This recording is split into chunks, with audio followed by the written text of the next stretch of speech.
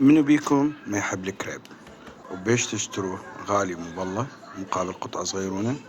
تعالوا أسوي لكم كريب أصلي، يعني أوريجينال كريب رائع، طعم خرافي، مكونات كلش بسيطة وسهلة، والطريقة كل أحد يعرف يسويها. يلا نبلش. أول شي مكوناتنا كلها بحرارة الغرفة: بيضتين وسط أو كبيرة، 2 فوقها تيبل سبون ملعقتين من السكر، سكر، ملعقتين طعام، تي سبون ملعقة صغيرونة ملعقة شاي، فانيلا، ملح، ظرف واحد فانيلا. نخلطها لحد ما نشوف انه المزيج صار كله شكل واحد، يعني مو الا نذوب السكر ما شابه.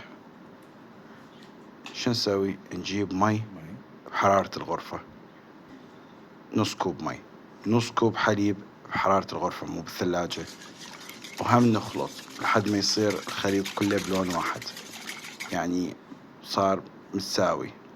نجيب كوب كامل طحين، طحين متعدد الاستخدامات أو الاستعمالات، ونخلطه لحد ما تذوب كل الفصوص مالت الطحين بيه.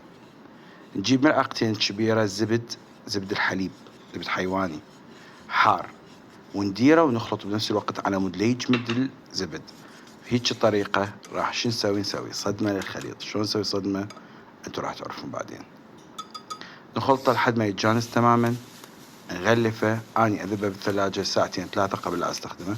اكو يستخدمونه مباشرة، اكو يستخدمونه ورا شوية، يعني up to you كيفكم. شوفوا اكو مثل البخار صاير على النايلون. ليش؟ معناها انه الزبد الحار ادى مفعوله. هنا عرفنا ليش. نقلبه شوية، ندخل له شوية هواء بداخله، لانه ليش؟ ما بيه هو لا بيكنج باودر ولا خميرة. جيب طاوة نون ستيك ما تلزق، نرشها رشة خفيفة بزيت بس بالمرة الأولى، أو زبد أو أي شيء يناسبكم. أني الكمية هذه قسمتها على 4 كريبات كبار. فأنتوا شو تسوون؟ أما سووا 4 أو سووا 6، اختاروا القياس اللي تقسمون به الكمية، قياسات متساوية.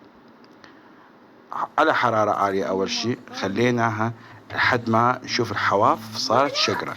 ما صارت حواف شقرة معناه أنه خلاص استوت، لازم نقلبها عينك ميزانك، يعني يمكن 3 دقائق 4 دقائق تقلبوها، راح تلقون لونها يعني متباين عادي. هسه نجي الفقرة الأخيرة. طبعا طلعت عندي 4 كريبات، شوفتكم إياها بداية الفيديو، قلبت بيها. هنا أنا حطيت بيها نوتيلا، حطيت بيها بينات بتر، زبدة الحقل بس. وطبعا البقية حطيت بيهم موز، حطيت بيهم فراولة، وحطيت بيهم صوص وإلى آخره من التفاصيل. المهم تتقسم، تنطبق بالنص، بعدين النص ينطبق بالنص، يصير إلى مثلث. نجيب صوص. أنا هنا أجيب الصوص الفراولة أو صوص يعني تشيريز، هذه فواكه الغابة، أو شوية فستق، طبعا على الذوق. الأطفال شي يحبون، الكبار شي يحبون، حسب الموجود. بعدين شو راح نسوي؟ هنا نقص وناكل، وادعوا لي، وألف عافية إن شاء الله على قلبكم. يلا مو تنسون اللايك والشير والسبسكرايب.